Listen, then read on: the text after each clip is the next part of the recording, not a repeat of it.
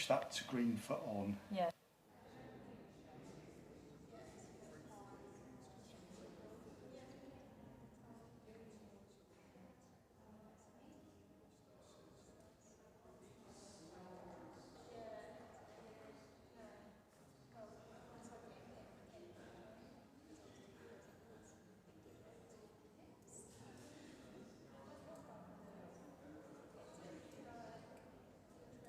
So you switch, yeah, that's on now, and that's on.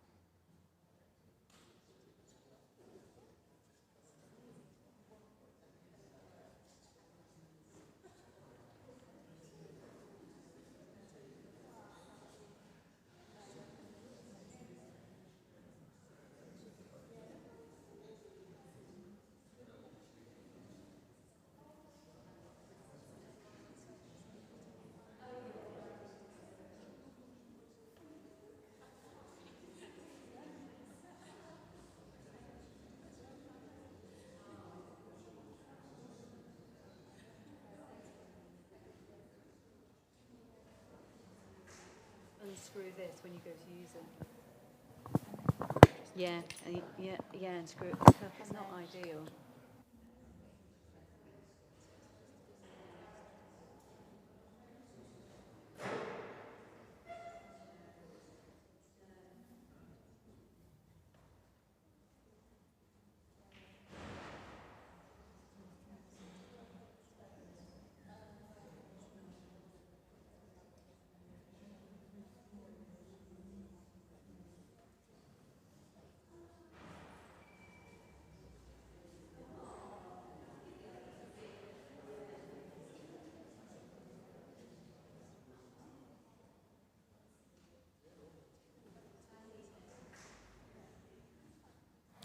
We'll start in about 2 minutes, everybody, if that's okay with your chance to finish your tea or whatever.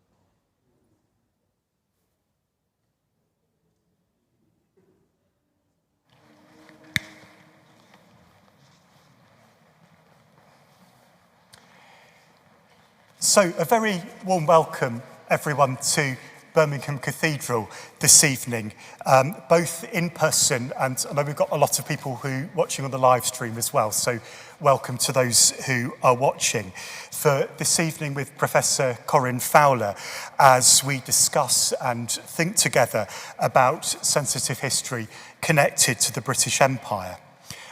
My name's Andy Delmage and I'm kind of missioner here, and it's really good to welcome you all.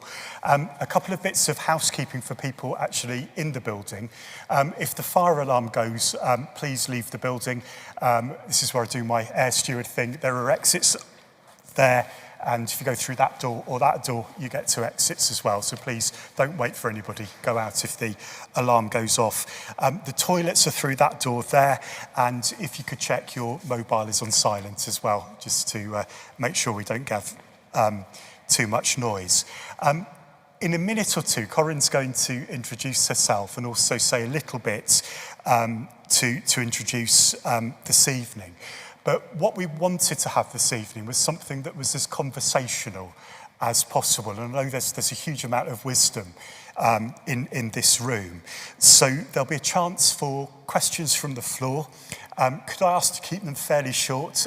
My colleague Anna will have a roving microphone for those, which is also making sure that people on the live stream can hear those, and then we'll keep it conversational with that.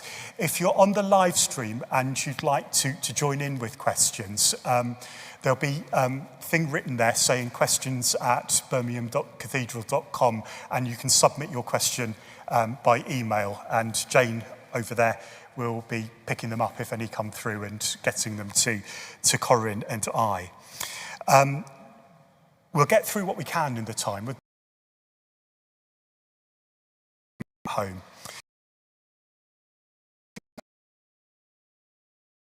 So can we welcome Corinne?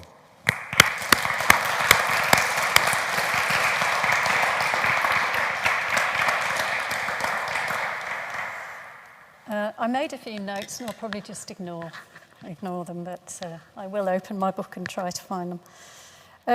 I just wanted to briefly introduce myself, just to explain a little bit where I'm coming from, why I'm standing here talking about this subject to you today. And I mean, one of the things I wanted to start by saying was that I have really been on a very long journey into this sensitive history, and it started really with my school education. And at school, I don't know what you learned about the British Empire at school, but I learned very little, if anything at all. In my school, I didn't even learn about slavery very much. I learned a little bit about the abolition. I certainly didn't know what the East India Company was. I certainly didn't understand about the slavery business, the slavery system. And there were many, many things that I discovered later on when I was at university that astonished me, that I'd been at school for all these years and I hadn't learned any of it. So I think that sort of gap in my knowledge did inform my worldview. And as time progressed, I became more and more interested in British colonial history of various kinds and in relation to lots of different places in the world. And from there, I started researching it, and I went through the university system as a researcher for many years. And each time sort of looking at different aspects of this history, and it became more and more compelling for me, especially when I started writing my last book, which is all about the relationship between different parts of the British countryside and aspects of British colonial activity. And one of the things that I looked at was country houses. And this book took me a long time to write, but then halfway through writing it, I myself discovered, and it was sort of sent on another journey, which was more of a personal journey into my family history. And I discovered that a part of my family, which is French, were slave owners in Haiti. Another part of my French family were involved with the East India Company and were East India captains. And then later on, after I had worked with the National Trust and co-edited their reports on slavery and other aspects of British colonialism, I discovered afterwards that one of my French relatives had been captured by General Anson while on an East Indiaman ship. And Anson was living in a house belonging to the National Trust. So you couldn't make it up, could you? But of course, on the other side of that history, it's important to mention that my own son, through Venezuelan history, is connected very strongly to slavery history on the traumatic side of that history. And so all of these things came together sort of in my life, in my research, bringing together the study of all these braided, sort of interwoven strands of colonial history, not just in my family history, but in the way that I approached it in relation to the British countryside in particular.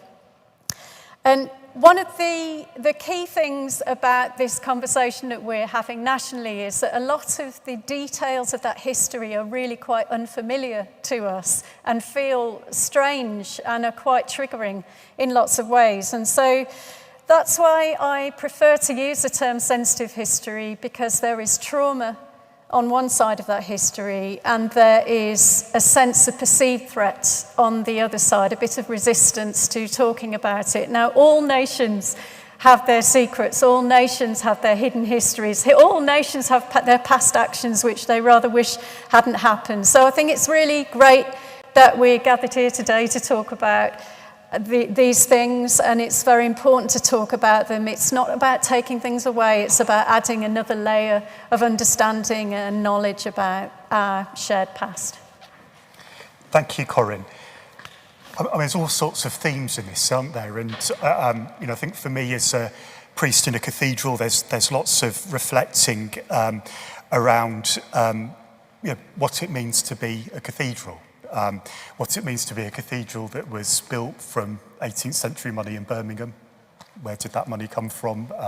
We've got some odd bits of fairly difficult memorialisation. So Wesley Richards up there, arms dealers in the jewellery quarter, making muskets, which would have been in the slave triangle.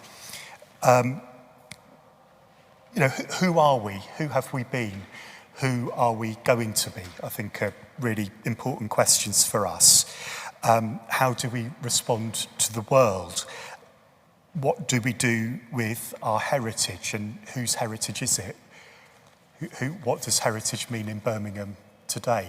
How can we be a cathedral for Birmingham today? Whose histories are we talking about? We've got all of this flowing around with us, and then things we're used to seeing on the news recently, the Colston statue going down in Bristol, or Bristol Cathedral moving a bit of one of its windows, which had glorifying Colston on one of the windows in that. What do we do about all of that? So I'm not going to monopolise anymore. We had a few people who'd given questions in before we started, so I'm going to just allow them to ask those questions before we go to the floor, or ones coming in on email. And I think the first question we had was from Jane McCardle, who's at the back, our Head of Learning. So, Jane, if you can get the microphone from Anna, wherever Anna is, we're just getting people across the building. And Jane's got a question or two just to begin the conversation.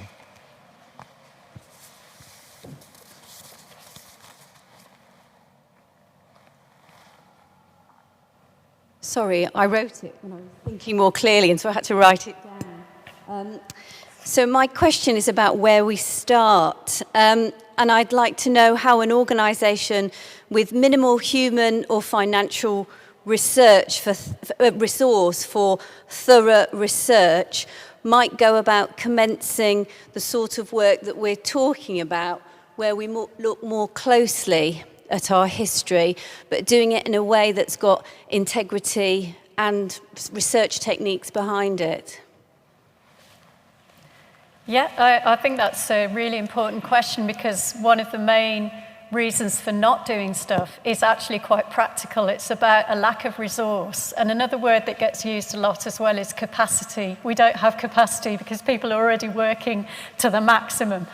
And I think there are several ways of thinking creatively about this. I mean, first of all, one useful practical route in terms of financing stuff and resourcing and giving more personnel to the stuff is obviously to work with universities, and universities are quite good at leveraging research funding, which can then be used to the benefit of everyone, so long as the university is not in a commanding position, that a university research is serving the rest of the community, and also working closely in partnership with lots of people who have something at stake in that history and who will have a view that needs to be heard and shared and formative of the whole thing right from its embryonic stages. And then another really useful way of getting everybody involved is to create a kind of mass research project where lots of people can join in, and you find a way of training everybody to look in the archives.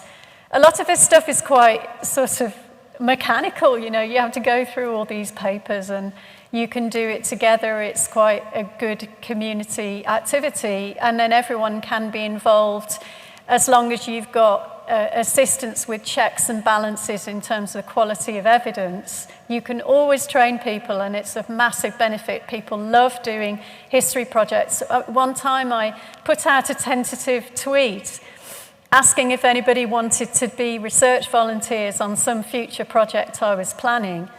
And in 10 days, I got 310 or something people recruited, and I couldn't stand any more emails because I had all my other emails coming in. So I sent out another tweet saying, please, could you stop? But I've got a list of all these people who want to do it for various reasons.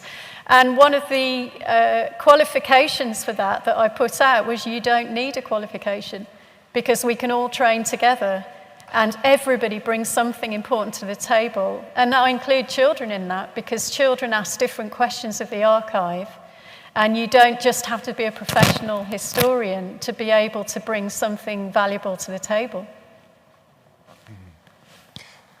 Thank you, Corinne. So that's a really sort of good practical thing, isn't it, about how we uncover the history and how we uncover the stories and get as many people involved in that as possible.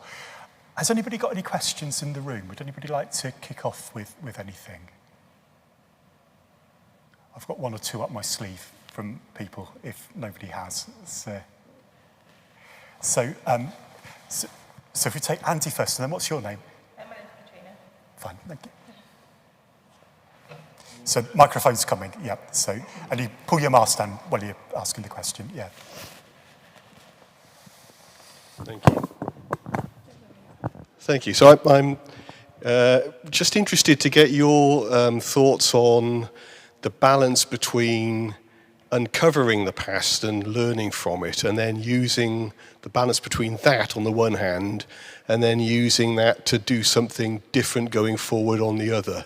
And how do you kind of get the balance right so that we don't get stuck in the past, but we don't repeat the mistakes of it, if you know what I mean? I think that's quite an interesting area. I'd be interested in your thoughts on that. Yeah, I think it's a brilliant question and really important one. Shall I just jump in and answer that? Or are we asking two questions in one go? Shall we take two questions and then we I'll write it down so I don't forget it. So please ask it.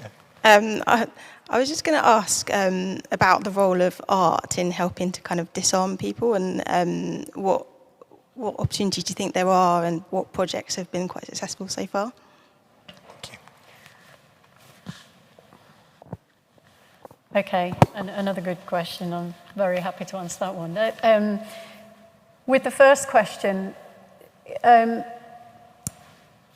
think it's quite important to understand the sort of psychology of looking into the past, as well as the literal evidence-based history itself in terms of facts which are verifiable and where you have sources you can point to. So if you think about it just in terms of human beings and our relationship to our own past, if there are aspects of your past which you've repressed, then they tend to come back and cause a bit of damage because you're not looking at the full information that helps you to make decisions which are balanced and kind of honest, because there are aspects of your past that you don't want to look at because it might be a bit ugly, it might be a bit difficult or challenging.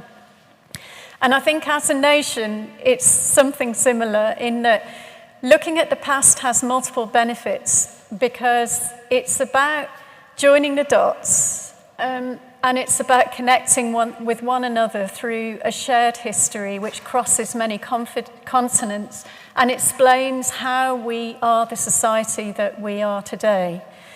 What kind of influences have shaped our thinking? What kind of habits of thought can we get some kind of historical perspective on so that we can understand the world around us, how it came to be the way that it is, and then together move forward in a shared understanding of things which have, in very many ways, informed our thinking, our decision-making, and our social hierarchies and various discomforts and prejudices also.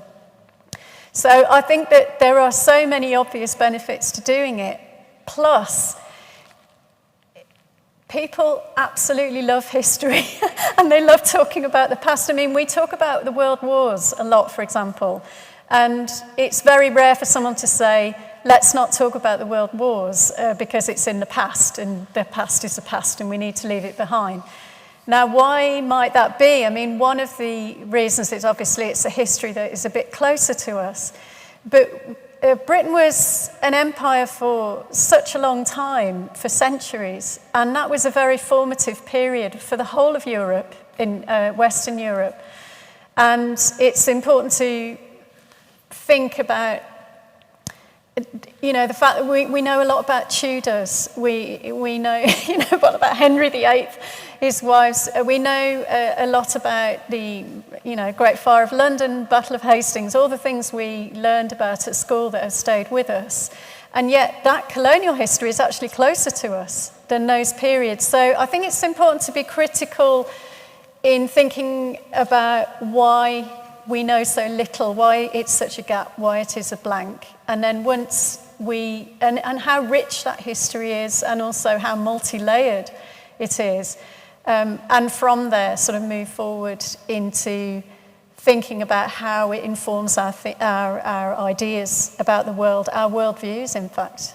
And it's sometimes if you resist very formative things, you might end up with historical denial, which is a problem in respect to lots of different histories, also Holocaust history, and it's really important not to go there because it's very unhelpful.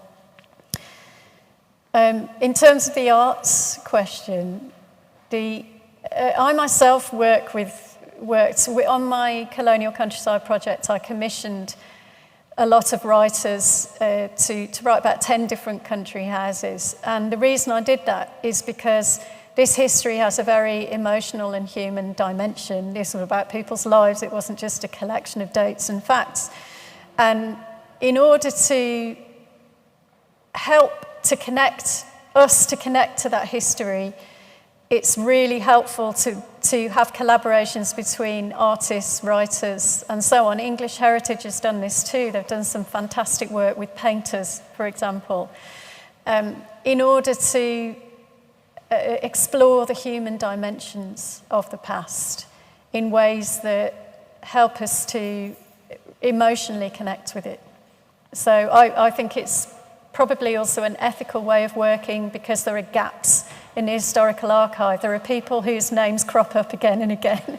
And there are people who have disappeared from the archives or who were never in the archives or whose history has been partially obscured because they don't appear in the historical record. And those lost voices, it's very important to imagine as a way of honouring the absent presences in that history. So we've got a question over there, and then we've had a couple online submitted, so we'll get those after. Do people won't hear on the live stream, so we're just okay just to... Anna's coming, so here we go. Hi, Corinne. Thank you for tonight, and thanks Birmingham Cathedral for organising this great event. The question I've got is that you've been on the receiving end of a lot of abuse, I would say, whether from media or from political types, and this kind of lack of understanding about history and kind of using it as a culture war. First part of the question is, why do you think that is? And secondly, why do they have this kind of denial of our history? And how do you deal with that? I think it's first of all incumbent on us to understand what the culture war is about and why there is a sense of perceived threat as opposed to real threat in simply looking at the evidence and understanding all the things that happened in Britain's past. Some of the reason that there's a problem with all that hostility is it's partly to do with the kind of the hidden aspects of our history which feel unfamiliar to people, and therefore it's almost as if it's being made up. It's so unfamiliar that people often would say, oh, this is rewriting our history, when in fact, when they say rewriting, they kind of mean making it up, or they don't mean what historians do on a regular basis, which is find new evidence and then reinterpret things on the basis of that new evidence, which provides a fuller picture of how things were. So that's a problem. I also think that the culture war plays quite well politically. It certainly has done in the US. It's very much an import that's coming over in our direction, which unfortunately we sort of have to deal with. But I also think there's some confusion between what happened with Colston and people watching statues come down in the US and some kind of ideological purge. So the idea, there's a confusion between statues coming down, although only one statue was actually toppled in Britain, and the idea that somehow there's some kind of feverish ideological thing going on where all other history is displaced and ignored, and this history then takes centre stage. And I think that it's not like that at all. It's just adding another layer of knowledge. You know, more knowledge is always better than less knowledge, but that's not a logic which is always easy to explain when people feel that by looking at the more awkward aspects of our past, that it's somehow unpatriotic. But it's important, of course, to understand that it's not unpatriotic to tell the truth, that's a misnomer which was kind of stirred up very much by a sense of fear.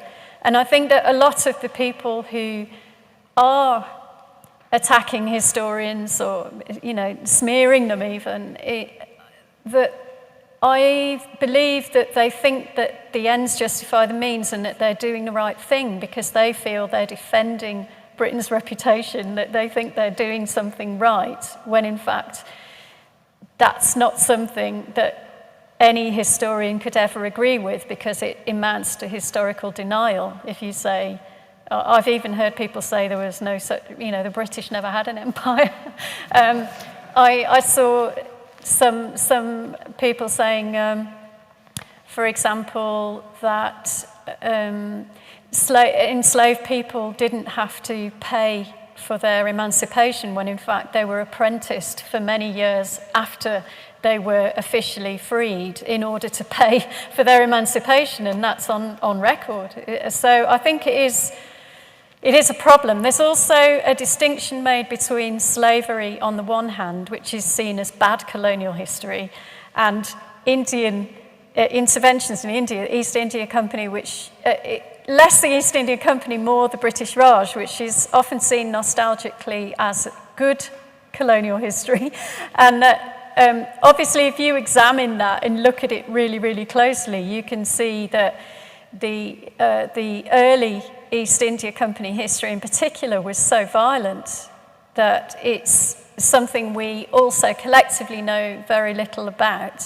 And so I think those are some of the reasons behind it, but I think that it doesn't help if you weaponize your knowledge or, insult people back or tell people that they're ignorant, because there's a kind of wider structural reason for that lack of knowledge. And I always think I myself have been on such a long journey, and it's taken me so long to see how we're kind of saturated in colonial history, that why should I expect somebody to understand all those details in a way that someone who's a mechanic might, wouldn't expect me to understand how an engine works.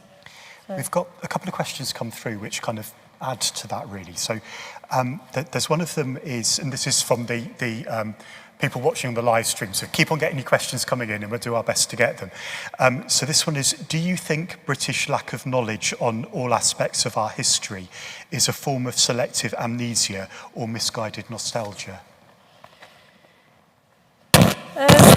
Well, that's quite an interesting question.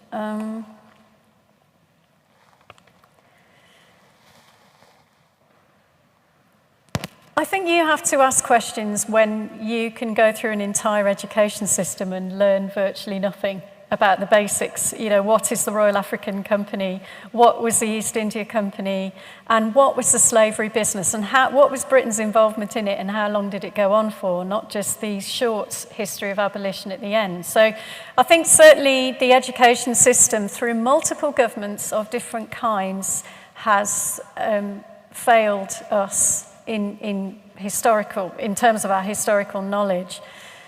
I think any nostalgia about the past is always a little bit dangerous, isn't it?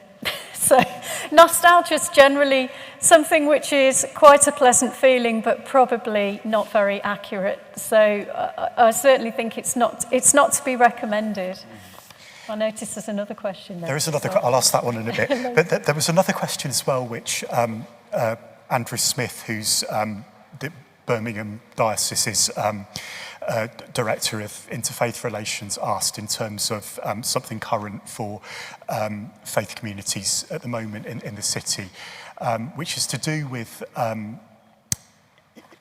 actually, truth and history, really. So I think sometimes people are finding that recent Chinese immigrants into the country who might end up in Bible study groups, because quite a lot of them are Christians, might be saying that Tiananmen Square never happened because that's the education in China. Or you might have with a very few of the Hindu temples with Hindutva ideology, where again, for example, as it impacts on Christianity, you might hear the claim that there was no Christianity in India before the missionaries came in the 19th century, when we know that the Syrian Orthodox Christians were in India before Christians were in Britain. It's very, very ancient there. And we had Bishop John Parambalath doing a lecture for us in the autumn, who's from that. So something in that about how, that thing to do with truth, people's education, how we cope with people who are saying something which they are saying is fact when we're saying something the opposite is fact. I guess that's something we might grapple with. I think those are important questions, because we do have to think about what kind of society we are if evidence doesn't count for anything, and where you can just say anything you like, and if you've got a powerful enough platform, you say it not often enough, then it suddenly becomes true. And this is really, really troubling. And one of the beauties of academia, so long as it's used in the service of everybody else, is that there is rigor, there is evidence-based research, and there are checks and balances to make sure that you can show why you think or, say that A, B, or C happened. And I was struck the other day by something that somebody said to me. It was a journalist from the Eastern Eye. And he'd said, we were talking about a country house, I don't know if anyone's ever been there, in Warwickshire, which is called Sesincut Manor, and it's a sort of Mughal palace in Cotswold stone. It's a beautiful place. And that was built because of the brothers who owned it, who both had jobs in the East India Company, one in finance, the other as a soldier fighting for territorial wars inside India. And I was saying that house has a lot of mixed faith weddings and a lot of Indian weddings also, but a lot of mixed faith weddings because it unites the sort of Indian history with the British rural sort of idyll. And he was saying, well, at the moment people in India are being killed for these mixed faith marriages, and it's a really contrasting situation. And that sort of brings me on to one of the pupils that I worked with on my Colonial Countryside project, who is of Indian heritage. And she asked her parents to take her to India so she could see the palace of Tipu Sultan, because she'd seen a little miniature portrait of Tipu Sultan in Chalkot Park in Warwickshire. And she was told by her relatives when she went to India that the Modi government is trying to remove Tipu Sultan from the history books of a particular region, of the region where he was based, ruled over a substantial portion of southern India because of his Muslim faith. And that this really obviously caused alarm. And it's, once again, I was struck, this might seem a bit left field, but I don't know if anyone saw that film over the new year, Don't Look Up. Was it Don't Look Up? And there's this man that, it's all about, there's this meteorite kind of coming towards the earth, and it's all about, a certain portion of the population, don't look up, just look down. And then this man comes on TV and he's got a badge with an arrow pointing up and an arrow pointing down. And I think we don't really want to get to a situation where the arrow that's pointing up has equal weight to the arrow that's pointing down, because you can just ignore the evidence and it's all about your personal opinion. Because obviously if I meet anyone who's been looking into anything for years and years and years, I'm going to respect their opinion and judgment about something that they know about. Absolutely. I've got one more question from online, and then we'll go for questions in the thing. So I'll pass this to you once I've read it out. So how does Corinne view the difference between personal commemorative items to an individual and artistic representation of race, which appears to be discriminatory or hierarchical in nature? Are both equally sensitive? Are there actions we should consider to interpret one type of representation over the other? I'd love to know what was in the person's mind thinking about personal commemorative items. But I can certainly talk about, there's a great number of portraits in British country houses which show African or Indian heritage servants, often kidnapped children who are there in this finery in a sort of silk livery, and they're really quite hard to look at. And that is a very good example of a painting which testifies to the presence of, to the African and Indian presence in rural Britain, but which is really difficult to look at and has trauma sort of expressed in it. And quite often there are certain motifs in that, so the child will be looking adoringly up at the mistress, or holding a bowl of fruit and kind of looking really pleased to serve and so on. And yet their voices are absent from, they're not representing themselves. And so, again, this is where I think artists play a very important role and are beginning to and have done in addressing those presences, in acknowledging and respecting and honouring those presences in ways that help us to connect to the people who are represented in them and whose stories we may or may not know. I mean, you can actually find people in the archives. It's amazing. I mean, churches are a great source of information, a very important source of information. The parish records I was looking at in the little port town of Whitehaven shows 45 people of African heritage being baptized or buried or married just in the 18th century in that little port town, because there were so many tobacco ships coming in. So you can research those presences. That's a way, and you can do that as a collective, as a group. But I think very important is to make sure that you are working in partnership with groups of people who share the ancestry or histories on the other side, which are being represented in such often violent or disrespectful ways.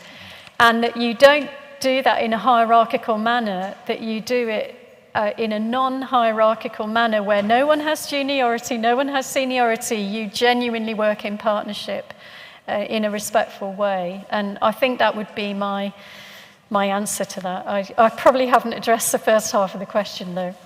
Thank you, Corinne. Now, Colin had a question over here, Anna, so towards the front.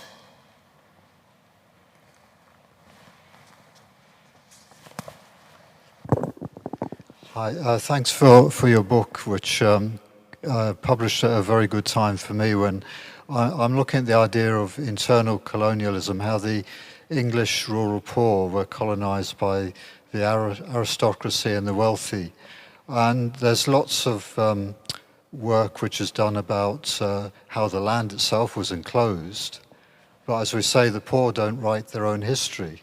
So the poor have been written out of that history. So I'm looking for ways in which other people have done the research way beyond me to do. And you touch on this with Harewood House in your book. You indicate that when Harewood House was acquired, that some of the rural poor were displaced, and that's part of the way that colonization has happened across the world, is that land is acquired and then people are just turfed off, whether it's the indigenous people or whoever. Has there been any other work that's been done on this area within England, how the rural poor who came to Birmingham, for example, who they were, where were they displaced from, what's their story? I love your question because it's a real passion of mine anyway. That it's exactly what I'm exploring now, because one of the major objections to talking about slavery history in particular that I come across is that we should talk about the repressed histories of working people in Britain and the way people were treated during the Industrial Revolution, in particular in being forced into factories, treated in terrible ways. And there isn't much work in one place to do with this, but I agree with you that it's very important to understand that the same colonial figures who owned plantations or who came back with massive East India Company wealth were also the people who were enclosing land, who were acquiring political power as politicians, and who were using their colonial wealth to open up slate mines, for example, in Penrhyn. There's quite a lot of work done on the Penrhyn slate mine in North Wales, which was paid for by money from Jamaican sugar plantations in Clarendon. And that mine then kept on giving, but it was the cause, the way that the people who were mining that slate were treated was the cause of one of the bitterest and longest industrial disputes in British working history.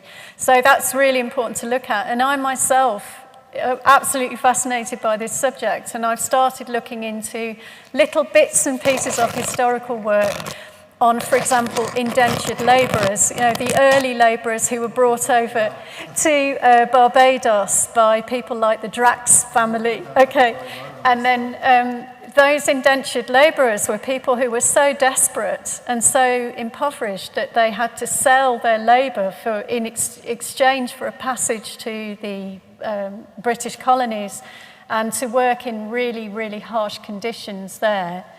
The difference between British working histories and colonial history being that when it came to slavery, it was a different level of oppression altogether because of the, being a chattel, enslaved person, a chattel slave, being legally owned by somebody else, not just having your labour owned for 7 years, which was bad enough, but also having your children born into slavery and the early death rates that there were.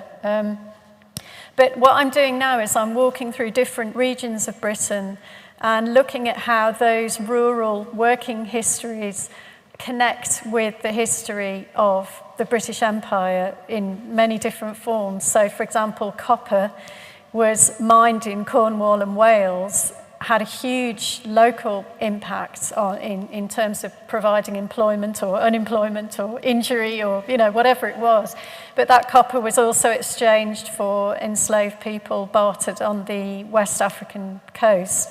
And it was also used, that term copper-bottomed is, the ships going through tropical waters, they would need copper on the bottom of those ships. But then it's the same, there's a history of wool in Mid Wales, the fact that a whole woolen industry in Mid Wales sprung up around making a certain type of cloth, which was then used primarily to clothe enslaved people in the Americas and in the West Indies.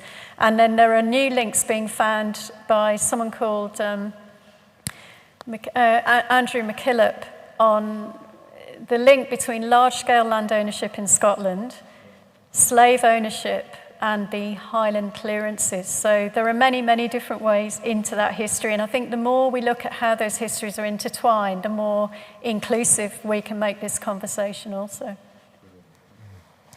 Thank you, Corinne. So, question from Sam, and then a question from Barty.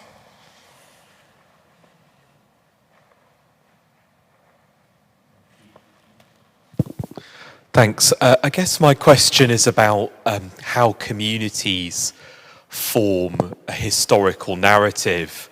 I don't sound Glaswegian, but I actually am, and was brought up. My family background on my father's side is a loyalist, so sort of Orange Order. That's my family history. And so I knew about colonialism as a child because I knew it was a good thing. I don't think that now, but actually that community has a really strong sense of having participated in the empire and being proud of it. And so I agree with what you were saying about being sort of formed by evidence, but that kind of narrative history is more kind of gut history and history of loyalty and family bonds and communities. And I guess the question I'm asking is, how do the two marry up? How can we sort of have a community history that's also formed by evidence, which also kind of speaks to those things about our identity and all of that? Do you want to answer that, and then we'll have Barty's question? Yeah, that's such an important question. I'm really glad you asked it. I mean, obviously, part of the resistance to having a fuller conversation, evidence-based conversation about history is important to understand that we all need to feel a sense of belonging, and we also need to have civic pride, and we need to have inspiring figures.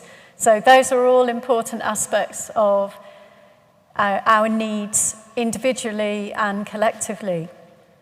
So if you appear to be going around sort of trashing and saying, oh, this all has to go, rather than let's see how this history fits with this other history, how is it interwoven, how is it interconnected, how can we add more depths to our understanding of that past.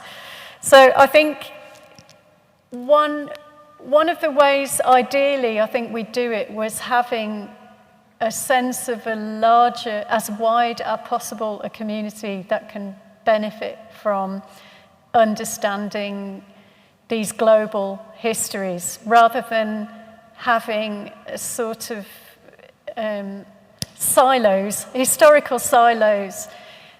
But at the same time, you're right that these are emotional bonds which are very deep and meaningful and sincere and authentic. So it's not about discounting those.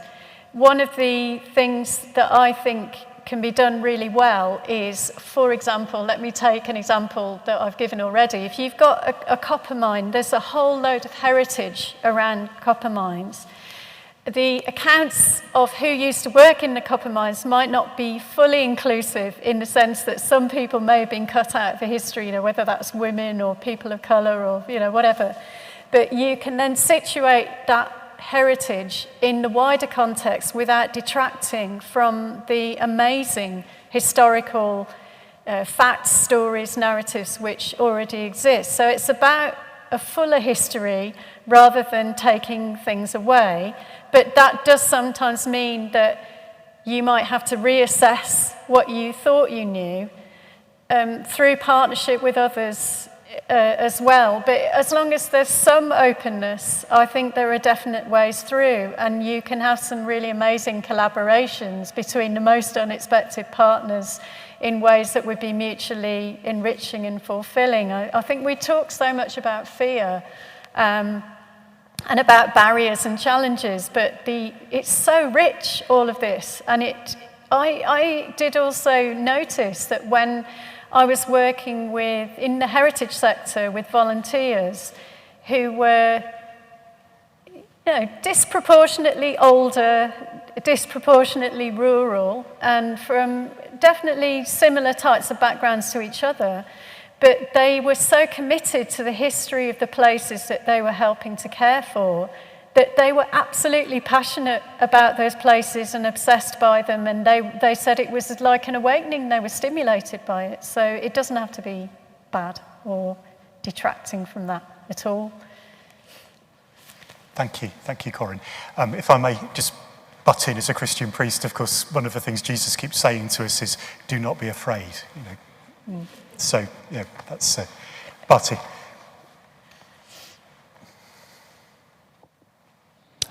Hi, Corinne. My question is about material culture. It's a two-part question. First of all, as an artist, I've become increasingly interested in the material culture of empire, such as cotton, for example, where cotton comes from, its connections to the Indian Home Rule movement, and its connections to place in England, particularly Lancashire. So I was wondering what you could tell us about material culture of stately homes and how we can understand those objects as more than just things, but part of a sort of interconnected system.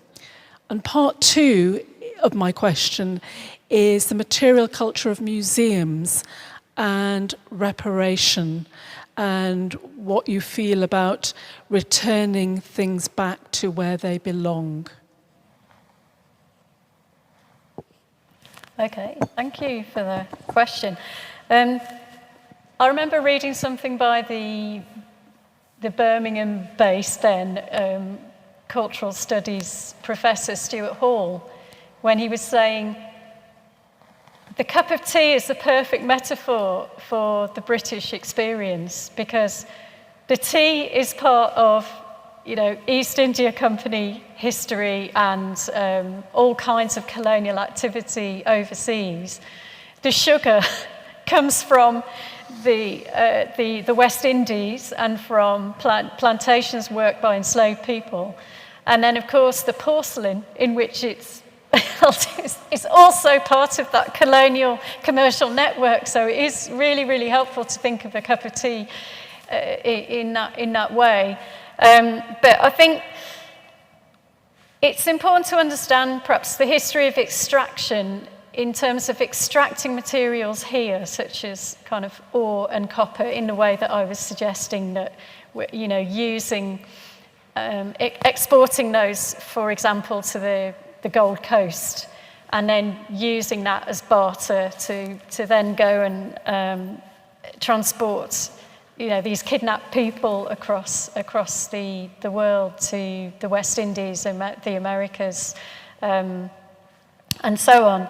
But then you also, what was driving all of that was the desire for commodities, so the desire for sugar, the demand for tea, the demand for cotton goods, the demand for silk, and rum was another one, and of course also tobacco, which is a history which I think we know perhaps a little bit less about. And so when, for example, and I mentioned Whitehaven earlier because I think it's just, I'm writing about it at the moment, so it's very much in the front of my mind. And the fact that between 1740 and the 1770s, that tiny little port on the northwest tip of England was the second largest importer of tobacco after London. And those tobacco merchants then went and reinvested their money in ironworks, in glassworks, they employed local people, they leased the collieries, and they ploughed the money back into the local economy.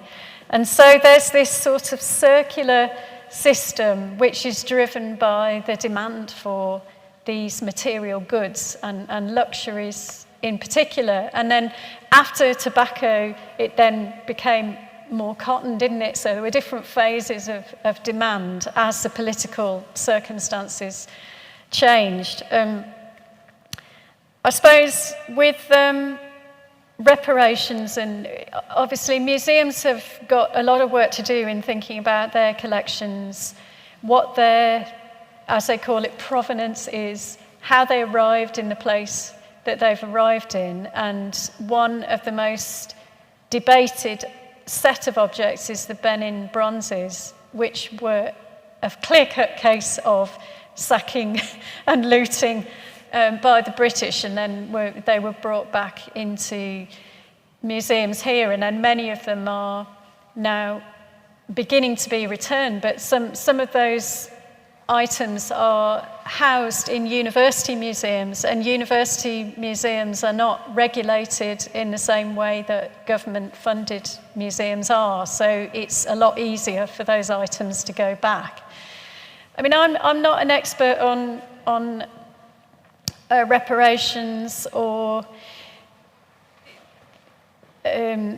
restitution of objects at all. So I don't think I'm that qualified to comment, but I think that the main principle is that each object or sets of objects needs to be understood in its context, and that there are some clearer cut cases than others, and there's also the problem of who you return stuff to. I mean, the one which is most often talked about is the Kohinoor diamond.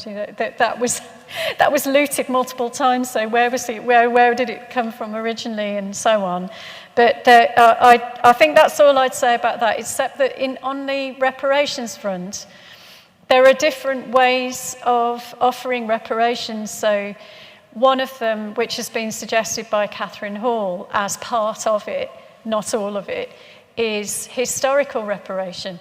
And that kind of comes back to an earlier question, in that by ensuring that we all know about this history, that we are we as citizens are informed about it, that our children are informed about it, that subsequent generations are informed, that is a way forward, it's progress rather than looking back. But I have just also read an absolutely fascinating book, which is, I got a proof copy of it, so I was really happy to see it, and it's about the emancipation, the moment of emancipation, and how the emancipation laws made enslaved people pay, but in so many ways. They were so regressive, those laws. They were celebrated as progress, but they were actually caused a kind of global system of inequality, which we're still living with and finding our way through now. But yeah, I mean, I wouldn't offer any practical solutions at all, because that's a very thorny subject that I'm not really qualified to comment on, really. Thank you. Another couple of questions which have come in. So first of all, do you eventually hope that the Colonial Countryside project will become part of the national curriculum? That's a nice question. I did commission a couple of teachers to produce materials for primary schools and some secondary schools so that children could explore the regional histories which are specific to their region. And there are at least 100 schools doing those activities now, so they're already there. I very much doubt that the current government or even a Labour government either would incorporate this sort of material as fully as probably a lot of history teachers would like. History teachers really do they're very motivated to incorporate colonial history into their lessons, and they're desperate for materials. But introducing it into national curriculum is not something I imagine that any government will do, because it really hasn't done so before, although the Welsh government has. It changed its national curriculum to reflect more recent research on empire, and the Scottish government is, well, at least commissioning a survey of all its collections and its interpretation of its materials. So there's interesting stuff going on, and it's a shame not to do a thorough job. Yep. So. Thank you. Another question, which I'll pass this to you once I've read it. Do you think there is widespread misunderstanding among many Britons regarding the meaning of white privilege, in that they can only see it as relating to monetary deprivation and the British class structure? Might need to have a moment of... I think it's obviously, it takes a certain amount of courage and commitment to dismantle any form of privilege, whether that be class, gender, or financial privilege. I mean, the question is really about whether it's monetary deprivation and this class structure, as opposed to a set of attitudes or a view of the world or a way of perceiving others.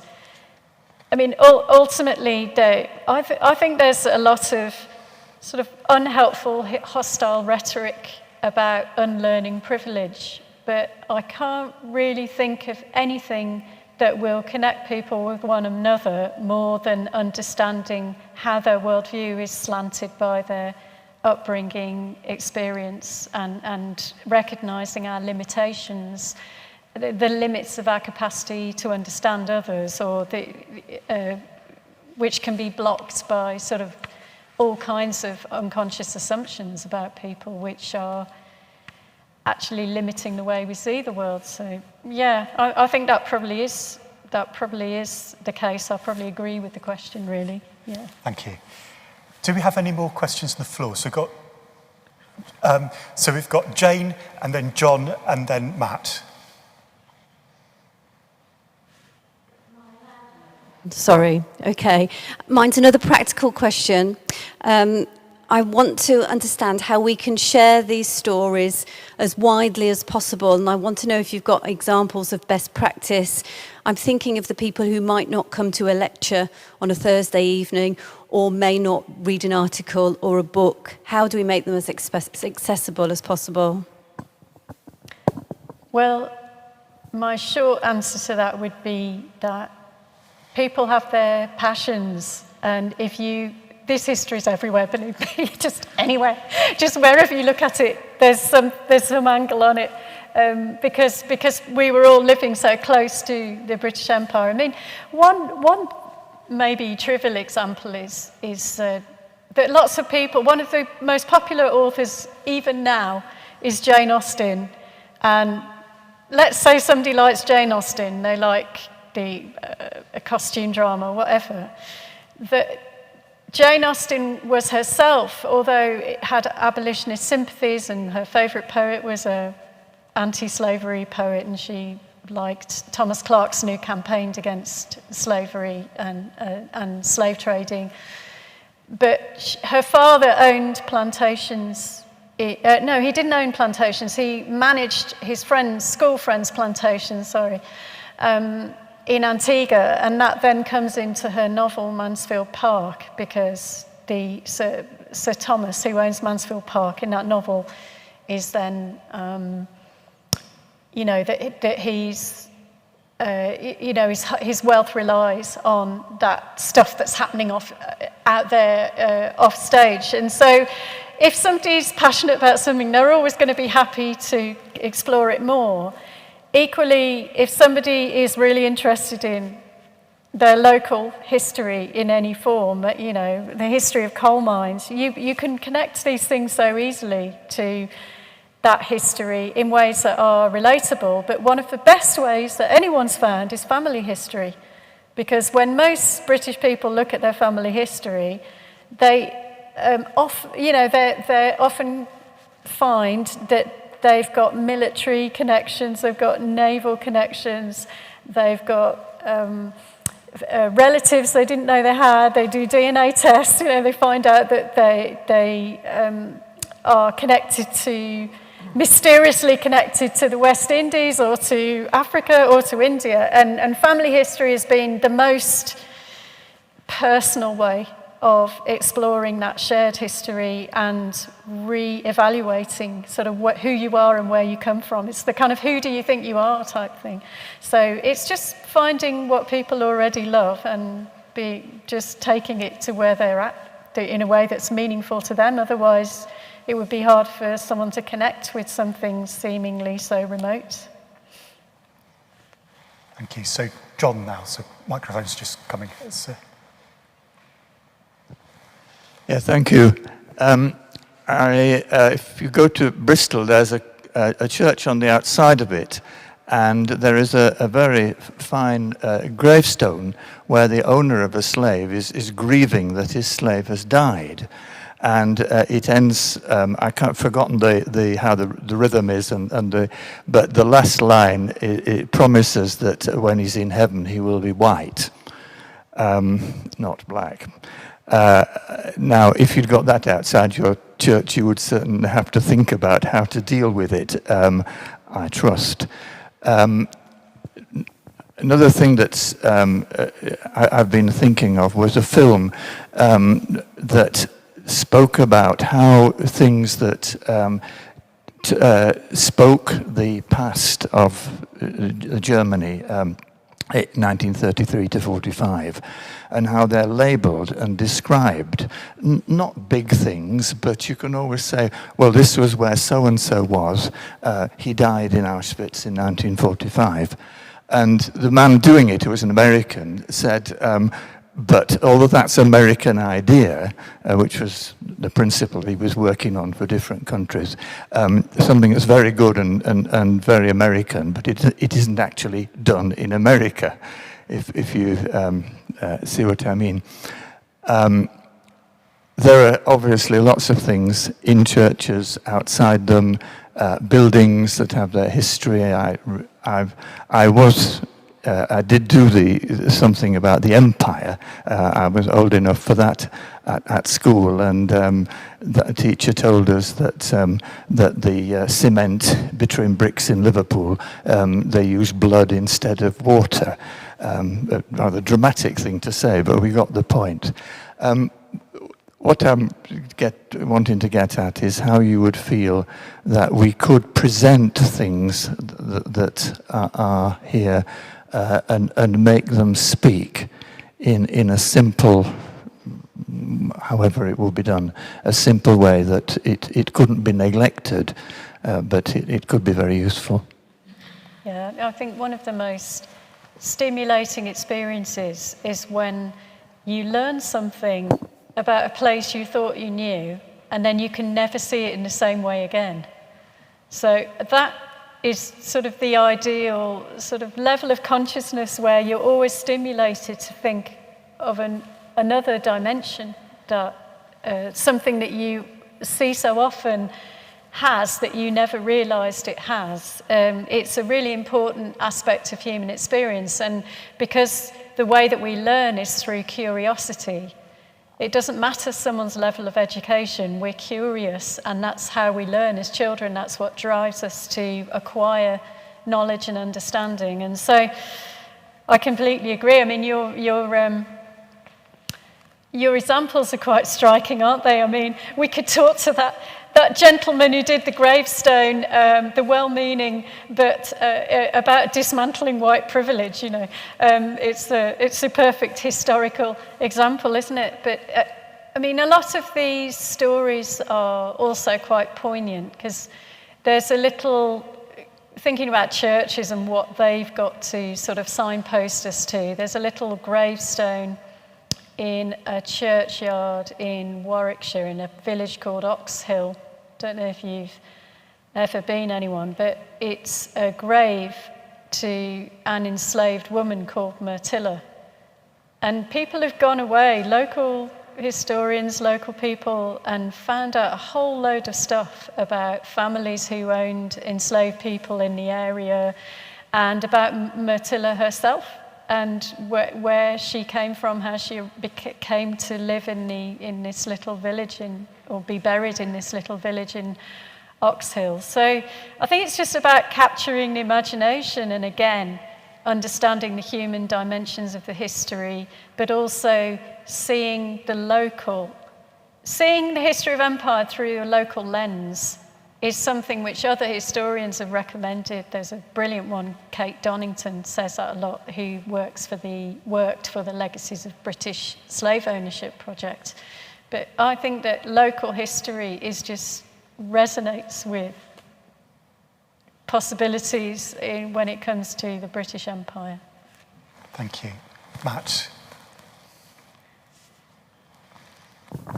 Corinne, I was really struck by your account of involving people of all different backgrounds in historical research. I love that thing where you said, you don't need to be qualified. Actually, we can train you to do it. You can all be involved. And also you mentioned about the possibility of including children in that. And I was just musing on what the impact of that participative style would be on historical research and knowledge production, and whether you'd got any examples of working that way from your own work, where you've done that, and what the results were. Yeah, I have worked in that way with on my Colonial Countryside project. It was a child-led history and writing project, guided by a group of historians who were experts in the area.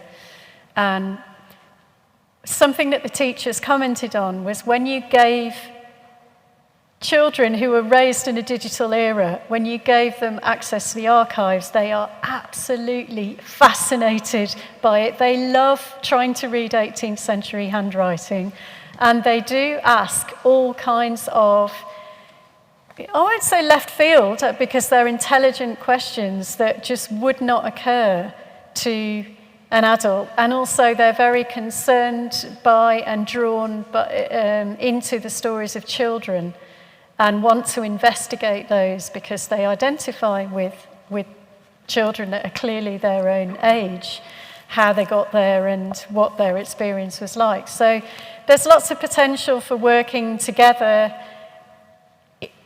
as I say, in non-hierarchical ways, because it can be very productive and creative, and it can take you in all kinds of new directions that you wouldn't otherwise have. And so in many ways, the more diverse a group of people is in terms of age, class, experience, heritage, the better the quality potentially of the findings, the research findings, because everyone will come at it from such a different angle. You get a much fuller and richer experience.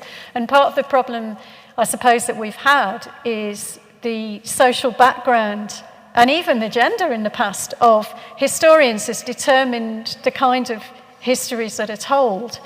And they're obviously the broader the group of people that are conducting historical research in academic terms too, the broader the set of histories you'll get. And one of the developments in, for example, slavery history in Britain is following the money through the female line and understanding the role of heiresses in shaping British colonial wealth and the environments around them. So there are benefits always to be had by going broader.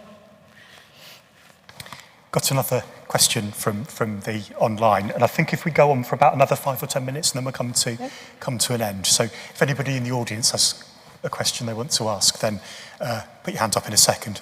So, is the underlying racism of your detractors a case of unconscious arrogance rather than a case of unconscious bias? Is arrogance a form of defence by those who feel they are under attack? Yeah. I think it's hard to generalise, would be my first response. I personally, because I worked with the National Trust and it was a very sensitive moment nationally, there was a huge volume of hate mail that came from hundreds of newspaper articles that were written in a very hostile way about even, releasing a report about country houses and their connections to empire. And sometimes I did, as a kind of exercise, reply to some of the hate mail because they were often sent by email to my work. I got lots of support mail as well, by the way. And I found that quite often there was this feeling, what the kind of things had in common, because quite often they were quite sweary. I mean, they were quite, aggressive in tone. But what they tended to have in common was a feeling that someone was taking something away, a feeling of resistance to the history, and a focus on some imagined ideological motivation on my part, rather than me just doing my job in the area of research that I conduct. So I did find that after writing back about 3 times in a genuinely respectful way, that they did tend to wish me well, and they actually would say, oh, I can see your heart's in the right place, and they'd go away and they'd stop sending me hate mail. And that was the case for most people that I replied to. But I think there are different layers to this. So very briefly, you've got people who do have a vested interest in their family history not coming out. So there are some families which made their money through the British Empire, were extremely wealthy, and don't want their family history being told because they want to suppress it in some way because it's seen as a reputational risk. So there is that going on, and quite often some of those families are quite well connected to newspaper editors and columnists and all of that. So I did trace some of those people, and I realised that maybe they were not so neutral as they might be suggesting, because there was something in their own history that they were wanting to resist. I do think, arrogance is there, but I think the most efficient way to respond to hostility on this front is to understand where people are coming from. I don't mean sympathise in terms of adopting their views. Remember the arrow pointing up and down in Don't Look Up film. You don't want to do that, but I think that you can't reach anybody unless you are genuinely interested in understanding how they arrived at the opinion that they arrived in. So, for example, there was one person once tweeted something, that you're all so woke, you historians, because you don't accept that it was the British. Yes, they had an empire, that they were the ones that ended the slave trade. So how does somebody get to that kind of position? How do they come to have such a misunderstanding of British history? And, where can you start with somebody like that? Because obviously if they think that, then it makes sense that they would then think that this was ideological instead of evidence-based research, which is trying to have a kind of calm and sensible conversation about our past, which has been a little bit repressed. So that would be my answer to that, really. Thank you. Thank you. Do we have a final question in the audience? So, Andrew.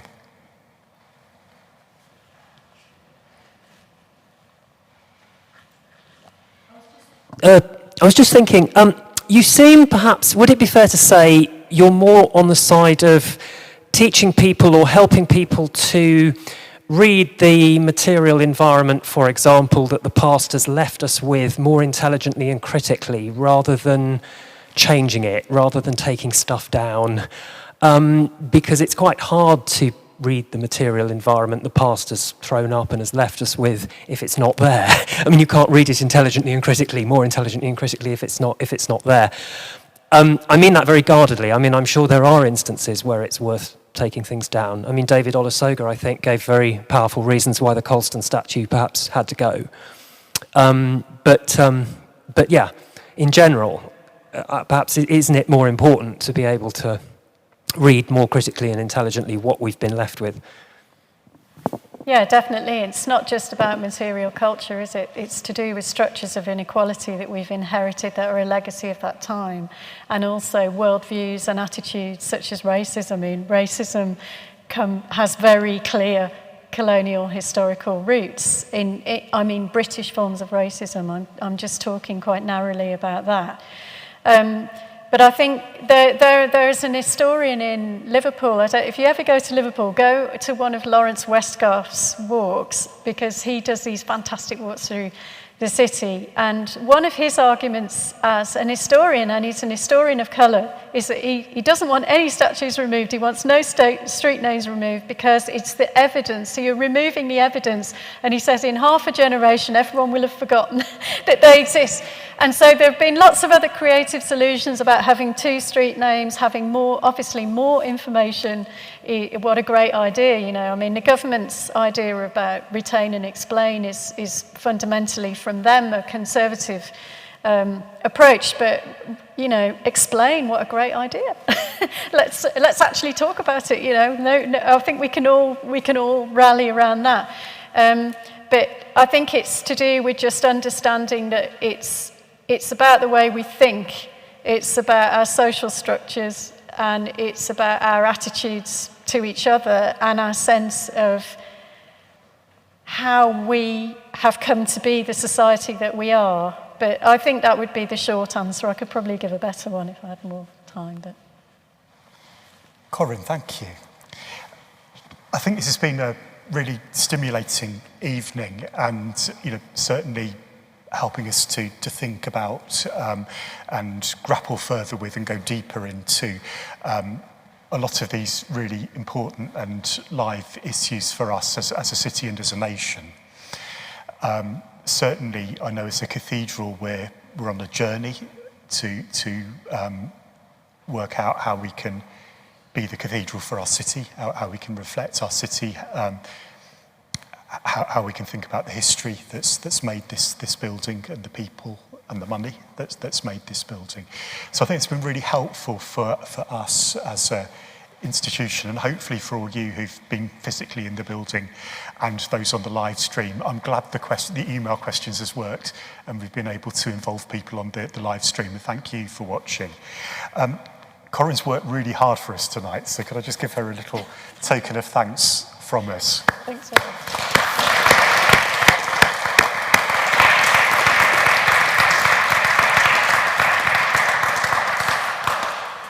So just to finish with, this is something which will have a sort of occasional series of events like this. If you'd like to be on our mailing list so we can tell you about public lectures and things we're having, or public conversations we're having, please sign up with somebody on the door on your way out, or email us and we'll put you on the list for that. The next thing formally we've got, it's a little way off, on Thursday the 6th of October, we've got our annual Bishop Gore lecture, and we've got Professor Gillian Algren across from the States, who will be helping us reflect on the spirituality of social theology. And Gillian will also be doing a workshop for us during the day on reflecting on trauma and spirituality as well. So more news on that, but you're welcome to come to that if that's of interest. So thank you very much, everybody, for coming out on a Thursday evening. Thank you for everybody who's been watching at home on the live stream, and thank you most of all to Corinne. Thank you, everybody.